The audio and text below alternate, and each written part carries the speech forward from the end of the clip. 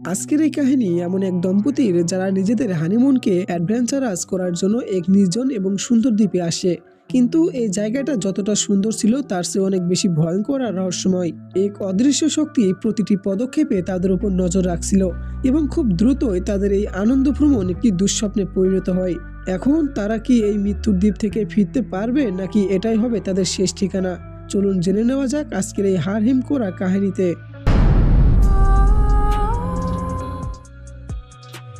গল্পের শুরুতে আমরা সমুদ্রের মাঝখানে এক অপরূপ সুন্দর দ্বীপ দেখতে পাই, যেখানে বেথ আর হ্যারি ঘুরতে এসেছে।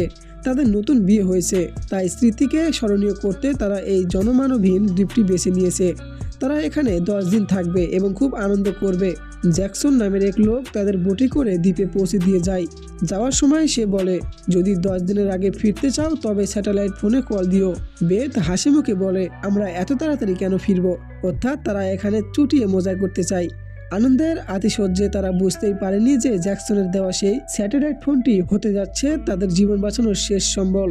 এদিকে জ্যাকসন চলে যাওয়ার পর বেথ সবকিছু ভিডিও রেকর্ড করতে শুরু করে। তারা দুজনে খুব খুশি, কারণ 10 দিন তারা এই পুরো দ্বীপের মালিক। এরপর তারা সমুদ্রে সাঁতার কাটতে যায় এবং অনেকক্ষণ জলকেলি করার পর বিচে ফিরে এসে রোমান্স শুরু করে। কিছুক্ষণ পর তারা ওখানেই ঘুমিয়ে পড়ে, কিন্তু ঘুম ভাঙার পর তারা দেখে তাদের শরীরে খুব কাছ দিয়ে কারোর পায়ের ছাপ চলে গেছে। এটা দেখে তাদের খুব অদ্ভুত লাগে। তারা ছাপগুলো অনুসরণ করে জঙ্গলের দিকে যায়, কিন্তু মাঝপথে ছাপগুলো হঠাৎ গায়েব হয়ে যায়। নির্জন দ্বীপে হঠাৎ কারো পায়ের ছাপ দেখে তাদের মনে প্রথম ভয়ের রেখা দেখা দেয়। তারা এটাকে পাত্তা না দিয়ে নিজেদের টেন্ট বানাতে শুরু করে। রাতে আগুন জ্বালাবার জন্য হ্যারি যখন জঙ্গলের শুকনো কাঠ খুঁজতে যায়, তখন সে কিছু হাড় দেখতে পায়। সে বুঝতে পারে না ওগুলো মানুষের নাকি পশুর। তখনই সে পাশে কারোর উপস্থিতি অনুভব করে, কিন্তু কাউকে দেখতে পায় না। ফিরে এসে সে বেথকে হাড়গুলো দেখায়। বেথ বলে ওইগুলো হয়তো কোনো বড় পশুর হবে। এরপর তারা ডিনার করে ঘুমিয়ে পড়ে, কিন্তু মাঝরাতে বাইরে কিসের যেন শব্দ শুনে হ্যারির ঘুম ভেঙে যায়।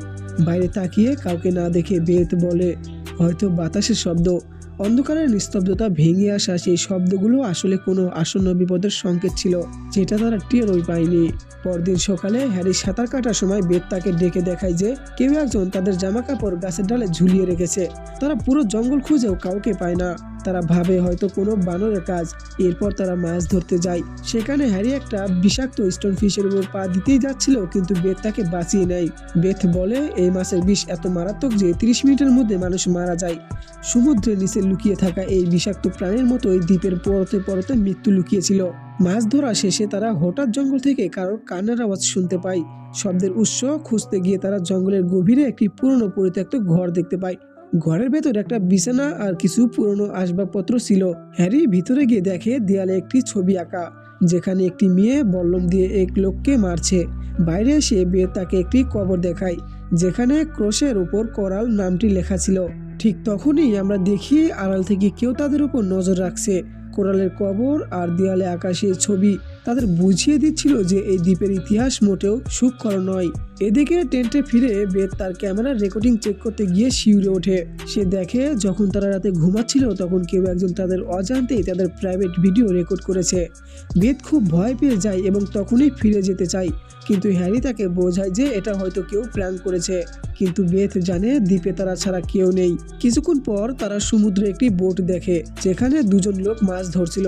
তাদের দেখে হ্যারি একটু আশ্বস্ত হয় যে দ্বীপে আরো মানুষ আছে। ভিডিও রেকর্ডিং এর সেই দৃশ্য প্রমাণ করে দেয় যে এক অদৃশ্য শিকারী তাদের প্রতিটি মুহূর্ত অনুসরণ করছে। এদিকে সেই রাতে আবার সেই পুরনো বাড়ি থেকে কান্নার শব্দ ভেসে আসে। হ্যারি একা ওই বাড়িতে যায়। সেখানে সে একটি ডায়েরি পায়, কিন্তু কিছু পড়ার আগেই বেথ তাকে ডাক দেয়। তারা দেখে কবরের উপর থাকা ক্রসটি যেটা আগে পড়েছিল সেটা এখন সোজা হয়ে আছে। তারা ভাবে হয়তো ওই বোটের লোকগুলো এমন করেছে। পরদিন সকালে তারা দেখে অনেকগুলো সামুদ্রিক শসা ঝোলানো আছে। হ্যারি এবার বুঝতে পারে এটা কোনো প্র্যাঙ্ক নয়। সে পালানোর জন্য স্যাটেলাইট ফোন খুঁজতে গিয়ে দেখে ব্যাগ থেকে ফোনটি গায়েব। তারা ওই বোটের লোক দুটোর কাছে গিয়ে ফোনের কথা জিজ্ঞেস করলে তারা হ্যারি আর বেথের সাথে হাতাহাতি আর বদমেজি শুরু করে। হ্যারি লুকিয়ে তাদের বোটে গিয়ে রেডিও দিয়ে জ্যাকসনের সাথে যোগাযোগ করার চেষ্টা করে, কিন্তু সিগন্যাল পায় না। তখনই এক লোক হ্যারিকে মাথায় আঘাত করে অজ্ঞান করে ফেলে। রাতে দেখা দেখা যায় লোক দুটো হ্যারি আর বেথকে গাছ দিয়ে বেঁধে রেখেছে।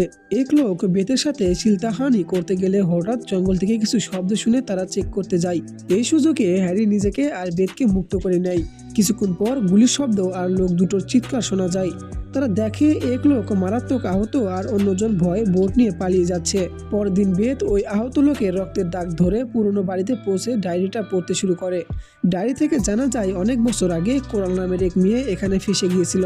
7 জন লোক তাকে একা পেয়ে দিনের পর দিন নির্যাতন করে মেরে ফেলে। কোরাল এখন এক অশুভ আত্মা হয়ে ফিরে এসেছে এবং যারা এই দ্বীপে আসে তাদের সে প্রাণে মেরে ফেলে। সে বিশেষ করে পুরুষদের ঘৃণা করে।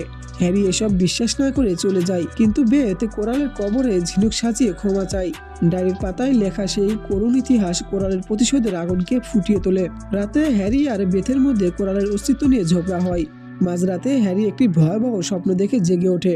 তারা টর্চ জেলে দেখে পাশে আরো 2টি নতুন কবর তৈরি হয়ে আছে। তারা ভয়ে কুঁকড়ে যায়। তাদের স্যাটেলাইট ফোনটিও খুঁজে পাওয়া যাচ্ছিল না। সকালে তারা একটি প্লেন দেখে আগুন জ্বালানোর চেষ্টা করে যাতে সংকেত পাঠানো যায়। তখনই হ্যারি স্যাটেলাইট ফোনের রিংটোন শুনতে পায়। সেই রহস্যময় রিংটোনের শব্দ হ্যারিকে সরাসরি মৃত্যুর মুখে টেনে নিয়ে যায়।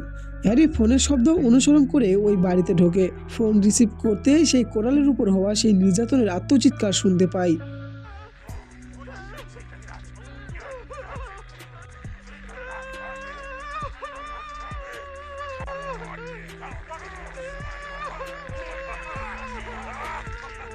হঠাৎ কোরাল সামনে এসে তাকে ছুরি দিয়ে মেরে ফেলে। আমরা প্রথমবারের মতো কোরালের বীভৎস আত্মাটিকে দেখতে পাই। ওইদিকে বেথ হ্যারিকে খুঁজতে ওই বাড়িতে যায় এবং দেখে কোরালের কবরের উপর হ্যারির ক্ষতবিক্ষত লাশ ঝুলছে।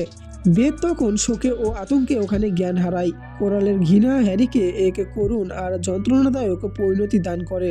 সকালে জ্ঞান ফেরার পর বেথ দেখে হ্যারির লাশ নেই। সে আগুনের সংকেত দেওয়ার জন্য আপ্রাণ চেষ্টা করে। হঠাৎ সে সমুদ্রের পানির উপর কোরালকে দাঁড়িয়ে থাকতে দেখে। বেথ চিৎকার করে জিজ্ঞেস করে সে কি চায়। দৌড়াতে গিয়ে বেথের পা সেই বিষাক্ত স্টোন ফিশের উপর পড়ে, যার যন্ত্রণায় ছটফট করতে করতে বেথ বুঝতে পারে সে আর মাত্র আধা ঘন্টা বাঁচবে। সে হ্যারির সাথে কাটানো মুহূর্তগুলো মনে করতে থাকে। নিয়তির এক নিষ্ঠুর পরিহাসে বেথকেও এই অভিশপ্ত দ্বীপের অংশ হয়ে যেতে হয়। 10 দিন পর জ্যাকসন তাদের নিতে আসে। বিশেষে 2টো নতুন কবর দেখে চমকে যায়। সে ওই বাড়িতে গিয়ে ডায়েরিটা পড়তে শুরু করলে তার পেছনে বেথ এসে দাঁড়ায়। বেথ এখন মরা মানুষ, এক অশুভ আত্মা। কোরালের কবরের পাশেই ছিল বেথের কবর। এখন কোরালের মতো বেথও এই দ্বীপে আসা মানুষদের শিকার করবে। শেষে দেখানো হয় এই নির্জন দ্বীপের গভীরে আরো কত রহস্য লুকিয়ে আছে। এর সাথে সাথে এই মুভিটি এখানেই শেষ হয়।